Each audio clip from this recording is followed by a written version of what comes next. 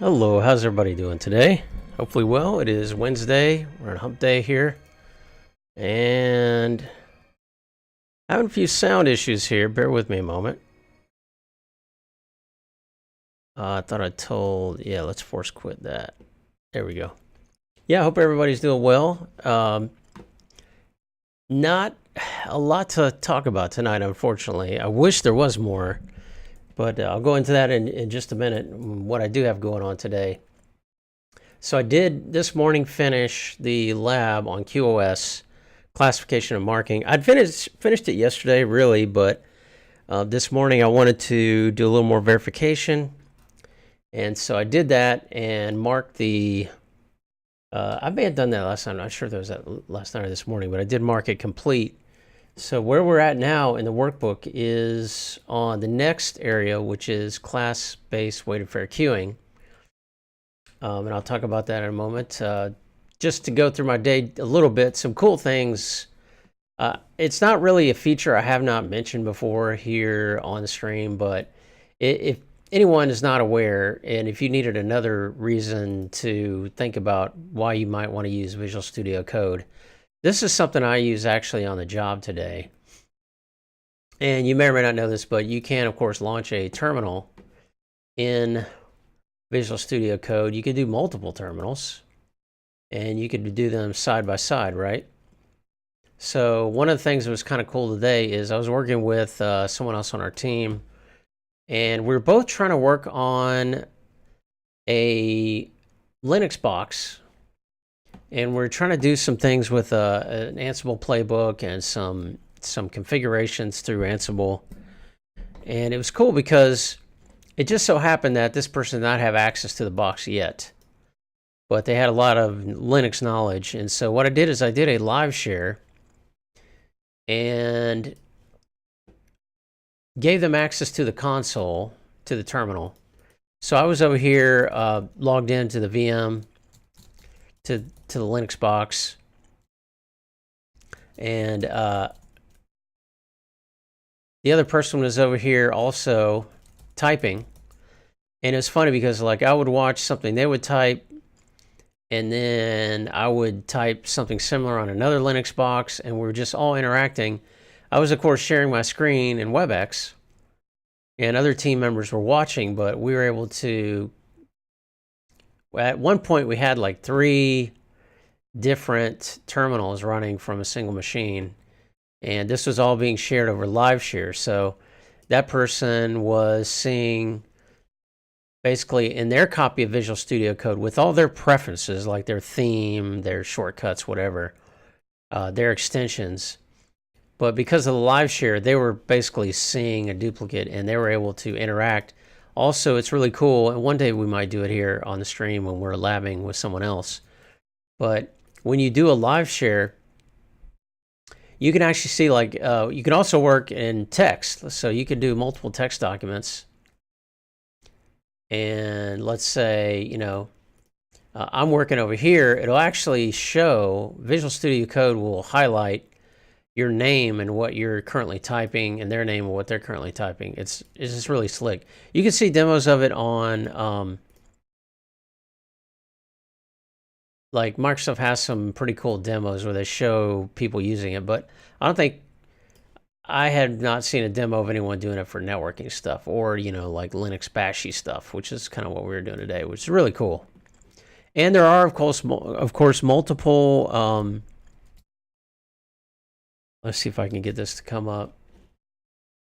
There are multiple shell types that you can run. I don't really have many installed here. Well, we've got PowerShell, we got integrated console. Yeah, I need to install some other ones on this particular copy, but I'm assuming you could install PuTTY as a shell, or whatever your, you know, whatever your shell is. Like in this case, I don't really use it that much. I use Terminal a lot these days, just to keep it simple. But I have iTerm on here, and that could be my shell as well. So just really cool stuff, man. Every day I learn new awesome things about Visual Studio Code. Also, this morning I did not get A lot of labbing done. I'll go over this now. So here's what's happening with QoS. One, I did not have a lot of time this morning. Even my morning study session, I was hurting from the workout. Like, workouts have been, I can barely lift my arms right now. So I was kind of recovering. Did not really get, I did attempt to do some study, but did not really get a lot done. It's just kind of one of those days. But last night and today, what I'm looking at is my idea of approaching QoS, as I mentioned yesterday, is to go through network lessons. I am going to also go through some videos, INE videos. But what I have typically found is that the videos and network lessons, these do not align. So for example, the next lab I want to do, this is kind of my guide, is lab by lab by lab. And generally I'll go to the next lab and then I'll hop over here or to the videos and try to catch all the material that I think I'm going to need to complete this lab. Then open and start the lab, right? But what's happening is that those do not, let me put that back. Those do not, these are out of alignment. I've got continuity issues here. So, for example, I really like the approach in network lessons. It says IP precedence, DSCP, classification is one lesson, marking is another lesson. The next lesson, which makes sense, is QoS pre-classify, and that's the lesson I started to review today. This does not correspond with bandwidth reservations and CBWFQ. So I'm like, okay, well, can I just pick out the lesson that's going to go with the next lab? And I try to look through these, and there isn't any continuity. Like, there's CBWFQ not supported on subinterface. Okay, there's a whole lesson on that. Great. But network lessons approach, hey, Casadix, how are you tonight, man? Hello to you out there in Brazil. But yeah, so I've got, you know, oh shoot, didn't mean to do that. Go back to QoS Unit 10. So I've got, it goes from pre-classify, which is great. So we do classification and marking and network lessons. Then it goes into switches. And QoS on switches, QoS, I've already actually gone through that lesson as part of the written. Some of these overlap with the written. And then I've got classification and marking on switches, queuing on switches. Then we go to policing and shaping. I don't really see, unless queuing is just starts to be covered under shaping. But yeah, I'm not really following the logic here. And I don't know. I'm not sure exactly how to approach it. So this has bandwidth reservations and bandwidth percent, which has to do with queuing. And then you have LLQ. Also, you've got red here. Then INE gets into shaping. Let's see what the video order is here on these. Night, everything fine here. Good vibes, Rogue. Yeah, good, man. That's great to hear. Glad to hear, Casadix. Yeah, this is the other thing. Like, INE's workbook order does not line up with the video order. So here's QoS. Yeah, this is really all we have here. I think I can see like a thumbnail.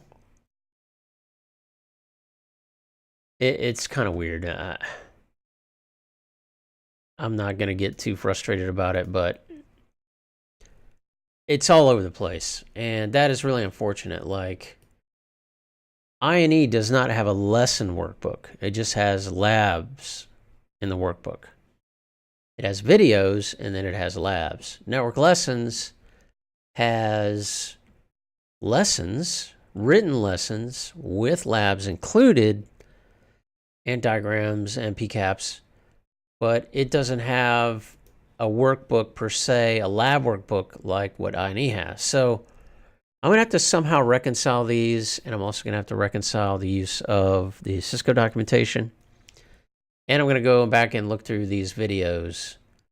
And the unfortunate thing, too, is the videos do not line up with the order of what is covered in the lab. Some things are not even covered in the videos.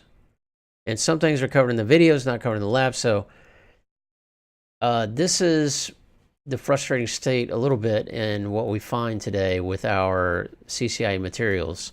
And this is routing and switching.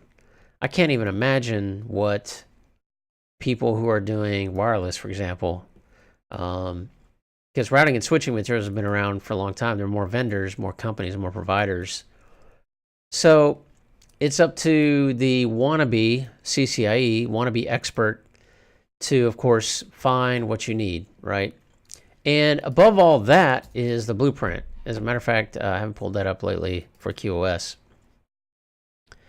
Really, the blueprint is our guide. Because I found things in INE like here that aren't in the workbook, and it's so the workbook is the ultimate guide. As I've said many times, the blueprint. So I think what I'm going to do is I'm just going to go in order that it's shown in the blueprint. Not that this is, because even Brian McGann has mentioned that the order of the blueprint is not necessarily logical. I get that. See, like quality service, in the beginning, implement and troubleshoot end-to-end QoS. Okay, I've kind of covered that.